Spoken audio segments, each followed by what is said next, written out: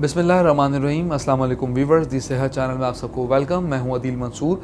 आज आपसे बात करेंगे सतावर के फ़वाइद के बारे में, जिसको एस्पैरेगस रेसिमोसस भी कहा जाता है। तो चलते हैं अपनी वीडियो की जानिब। अगर आपने हमारे चैनल को सब्सक्राइब नहीं किया तो अभी सब्सक्राइब कर लीजिए और बेल आइकन को प्रेस कर दीजिए।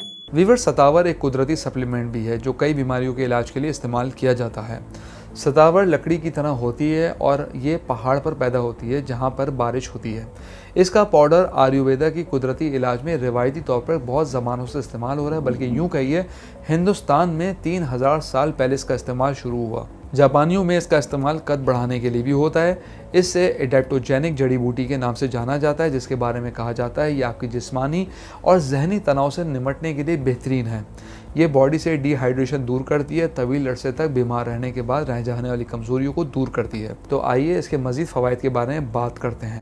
इनमें एंटीवायरल प्रॉपर्टीज़ होने की वजह से ये वायरल बीमारियों और इन्फेक्शन से बचाने के लिए भी मुफीद है।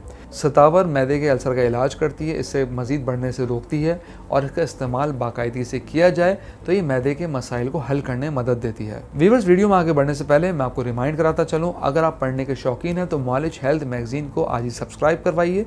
तरीका बहुत सिंपल है, स्क्रीन पर दिए गए व्हाट्सएप नंबर पे अपना नाम और शहर का नाम लिख के हमें व्हाट्सएप कीजिए और हर महीने मॉलेज हेल्थ मैगजीन अपने मोबाइल पे पढ़िए।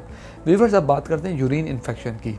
ये पेशाब की नाली और इसके इन्फेक्शन से लड़ने में मदद करती है। ये पेशाब की नाली की सोजिश और इन्फेक्शन का भी इलाज करती है। अगर इसका बाकायदा इस्तेमाल किया जाए तो ये गुर्दे की पथरी को निकालने में भी हेल्प करती है। ये दूध पिलाने वाली माओं के लिए भी बेहतरीन है, क्योंकि ये दूध को बढ़ाने और प्रोलैक्टिन की पैदावार में इजाफा करती है। ये एक हार्मोन होता है जो दूध पिलाने में बहुत अहम होता है। व्यूअर्स, अगर बात करें सोजिश की कमी की, चूँकि इसमें एंटी इन्फ्लेमेटरी प्रॉपर्टीज़ होती हैं, इसलिए ऐसे अफराद जिनको अंदरूनी जिस्मानी सोजिश का मसला हो वो इसको इस्तेमाल करें। हार्मोनल इम्बैलेंस को भी ये रेगुलेट करने में हेल्प करती है।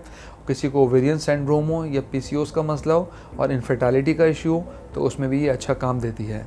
खांसी में भी सुकून देती है, हाई ब्लड प्रेशर को कंट्रोल करती है। इसमें एंटी एजिंग प्रॉपर्टीज पाई जाती हैं। जो लोग इसका सप्लीमेंट यूज़ करते हैं उनके चेहरे पे झुर्रियाँ देर से आती हैं। व्यूअर्स, अगर हम इसकी साइड इफ़ेक्ट की बात करें तो इसके कोई ऐसे खास मशहूर साइड इफ़ेक्ट्स तो नहीं हैं, लेकिन कुछ ऐसी चीज़ें, अगर ऐसी अलामत ज़ाहिर हो तो इसको इस्तेमाल ना करें। अगर रैशेस का प्रॉब्लम हो तो इसको यूज़ ना करें।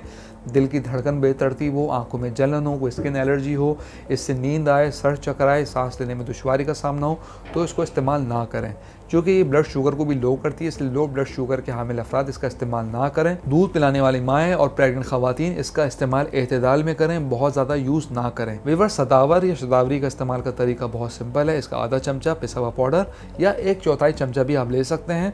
इसको 1 गिलास सादे पानी में मिक्स करके पी सकते हैं।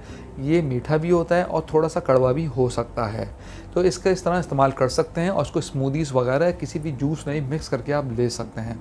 हम उम्मीद करते हैं आज की वीडियो आपको पसंद आई होगी। कमेंट बॉक्स में राय से ज़रूर आगाह कीजिएगा। अगली वीडियो तक के लिए अल्लाह हाफ़िज़।